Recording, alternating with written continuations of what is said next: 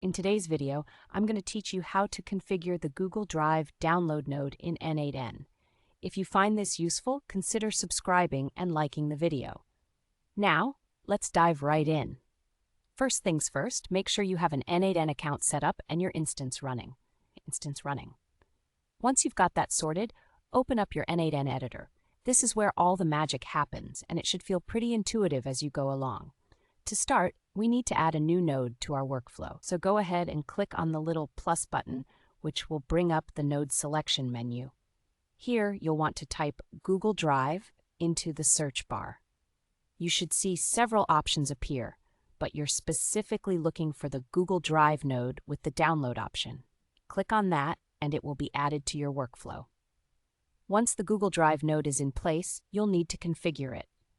Start by selecting the OAuth 2 authentication method. This allows n8n to securely connect to your Google Drive account. If you haven't set this up before, you'll need to create credentials in Google Cloud Console. Head over to the console, create a new project, and enable the Google Drive API. After that, create your OAuth credentials and make sure to set the redirect URI to the one provided by n8n. It's important to be meticulous here, as incorrect details can lead to issues later on. After you've got your credentials, it's time to come back to n8n and enter those values. You'll find fields for Client ID and Client Secret. Enter those values from your Google Cloud project. At this point, you'll also have to set up your scopes. For downloading files, make sure you include the scope that allows for full access to your Google Drive. This will typically be a.googleaps.com/auth-drive.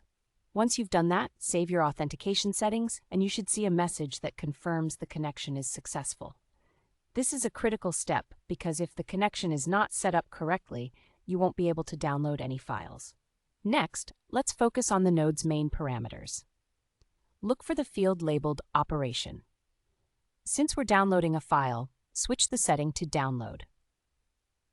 After this, you'll need to specify the file you want to download. You can either input the file ID directly or use another node's output to dynamically fetch files based on certain conditions.